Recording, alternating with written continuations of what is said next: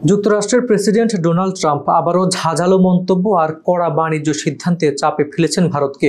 নতুন শুল্ক নীতিতে ভারতের উপর বসানো হয়েছে 25% বেশি শুল্ক, যা শুধু অর্থনীতিকেই নয়, কূটনৈতিক সম্পর্কেও সৃষ্টি করেছে বড়সড় ফাটল। ভারতের সবচেয়ে বড় রপ্তানি খাত ইলেকট্রনিক্স ও ঔষধ। এই শুল্কের ছোবলে সবচেয়ে বেশি ক্ষতিগ্রস্ত হতে যাচ্ছে বলে মনে করেছেন বিশ্লেষকরা। শেয়ার বাজারে টানা দরপতন চলছে। আন্তর্জাতিক ব্যাংকগুলো সতর্ক করছে বাণিজ্য প্রবৃদ্ধি হঠাৎ স্থবির হয়ে পড়তে পারে।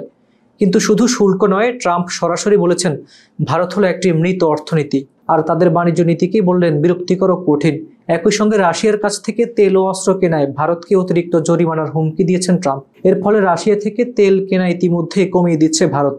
আর এমন সময় ট্রাম্প পাকিস্তানের জন্য রেখেছেন উল্টো মেসেজ, যা হলো প্রশংসা ও তেল অনুসন্ধানের প্রতিশ্রুতি। বিষয়টি ভারতে ব্যাপক ক্ষোভের জন্ম দিয়েছে। শশী থারুর বলেন, 100% জরিমানার কথাও উঠেছে। এটা তো ভারতের বাণিজ্য পুরোপুরি ধ্বংস করে দেবে। ব্রিক্স দেশগুলোর উপর আরও 10% অতিরিক্ত শুল্ক এবং রাশিয়ার বিরুদ্ধে 100% দ্বিতীয় শুল্ক আরোপের হুমকিতে ভারতের উদ্বেগ আরও বেড়েছে। কূটনৈতিকভাবে একে বন্ধুত্বের নামে একতরফা শাস্তি বলেছেন বিশেষজ্ঞরা। ভারতের পররাষ্ট্র মন্ত্রণালয় এক বিবৃতিতে বলেছে, ভারত সম্পর্ক এগিয়ে নিতে প্রতিশ্রুতিবদ্ধ এবং আশা করা হচ্ছে এই অংশীদারিত্ব ভবিষ্যতেও বহাল থাকবে। বিশ্লেষকরা বলছেন, মোদি ট্রাম্পের যে কথিত বন্ধুত্ব নিয়ে এত প্রচার হয়েছিল, আজ তা অস্বস্তির দায়ে হয়ে ফিরে এসেছে।